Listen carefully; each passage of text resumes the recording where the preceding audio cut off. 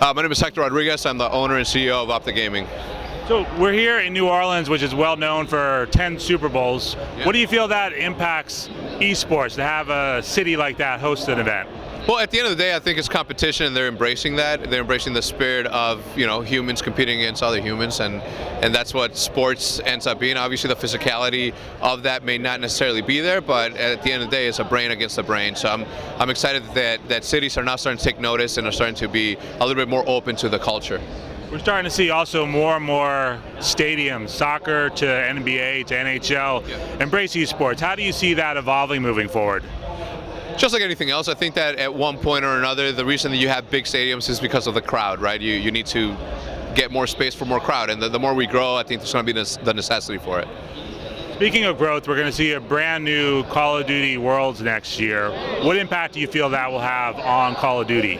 Well, I'll tell you what, the Call of Duty viewership is amazing. OpTicGaming has been able to thrive in this space, which is arguably considered one of the smaller esports in comparison to the League of Legends, the Dotas, and for us to be able to thrive the way that we've been thriving without any developer support or a little sprinkle here and there, now that we have Treyarch back in the driver's seat, now that we have Activision putting a little bit more focus and putting their money where their mouth is, I think that we're going to have I'm excited for the year, simply because we're going to have like the biggest one, and if we were able to build this with a little bit of support from them, now that we have them with their best interest in mind, I think that we're going to have a huge explosion.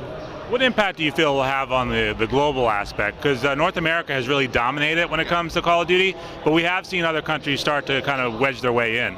Yeah, well, I think it was a matter of time before they finally got to play one of the best games that has ever been made. I mean, I've been playing Call of Duty since Call of Duty 2 in 2006, so I've always been a huge fanboy of it. Had I played Halo, I think I would have had the same passion maybe for Halo, but since Call of Duty came with the Xbox that I bought, I think that's what drew me to it, and that's where my passion for the sport sparked, in a sense, and me giving it my all to make sure that the ecosystem and the players and everybody is thriving. I think that's awesome. So I think, again, it was a matter of time before somebody else got to experience what I've experienced for the last 6 years, and they enjoy it just like I did. What do you feel it is that's special about Treyarch? Because they're still one of the favorite when it comes to Call of Duty players. Yeah, I think their artwork is a little bit more defined in a sense. For example, we went from Modern Warfare 3, which was done by Infinity Ward, and it was a little bit dull. There was the greens almost kind of merged with the grays. I'm talking about graphics here. And then we had Black Ops 2, which was vibrant and just like detailed, and it was awesome. That paired with the fact that they had a league feature where you can go in and compete, if you're a little bit more of a serious gamer, and that helped a lot. David Vonderhaar has been coming to events since his game Black Ops 1 was on the circuit, and at that time the crowd was literally almost non-existent. So we got a chance to talk to him, we got a chance to show him, and the second that he saw the passion, that the way that the fans were screaming for his game, or the people playing his game, he immediately fell in love with it and said, all right, yes, we're going to make a good game for everybody to play and everybody to love, but we also have to, pay a little bit of attention to this crowd, the people that show up to watch somebody play. Everybody can play a video game, and that's fun because that's what video games are, but for somebody to watch somebody play video games, that's what drew him in, and that's what pretty much made him say, I'm doing this, I'm going to have this things back. What are your thoughts about some of the new features Treyarch's putting into Black Ops 3? From a casual standpoint, I'm excited because of it's a new game and it's going to be awesome, and it's going to be one of those things that I'm going to enjoy because I've enjoyed every single Call of Duty since Call of Duty 2. So now the fact that they're putting in more features and esports specific features more than they did in the last one, I think is going to be great. I'm excited for it. There's really no words that I can explain how excited I am for the future because of Treyarch's involvement in this.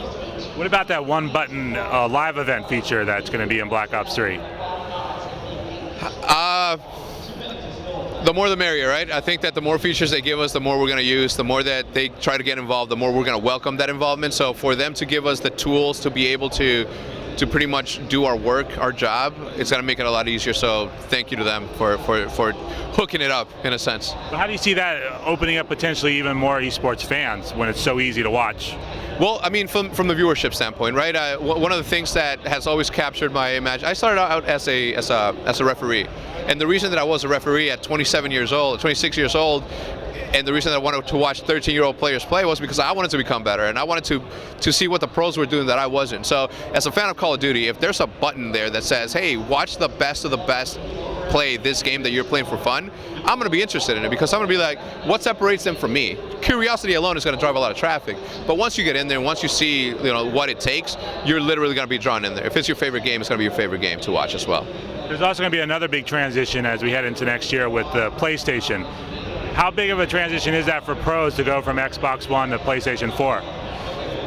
Well, I don't think it's going to be a tough thing at all. Like, if I didn't have trouble transitioning from the controller that I've been using for the past 6 years to one that I've never used, if I had an easy time doing it, the pros are going to do it. It's just muscle memory at that point. So, in addition to OpTicGaming, talk about RevXP and your involvement with that. Well, RevXP is a new marketing agency for esports specific. It's owned by Revolution, which is a sports marketing agency in Chicago. When we met with them and explained to them what was happening in the esports scene, I figured, you know what, this is something that we saw the passion in their eyes for it. We saw that they got it. So teaming up with them was something that was a no-brainer. They already have relationships with major brands that are very, very heavily vested in sports. So for us to be able to present esports, present Call of Duty esports to them, not necessarily just Call of Duty esports, but as a startup, I think it was a big win for us. I mean, obviously we do need to land a couple of deals before I make a big deal out of it. I was very quiet about the announcement. I was very quiet about what's happening, because I want to have a proven track record first before I can be proud of something that I've co-founded. I'm definitely proud of it, but not in a public eye. So once we get something in, we're going to have a huge win for Call of Duty, I think. What do you feel it is? Because when it comes to CS:GO, we're going to see it on TBS next year.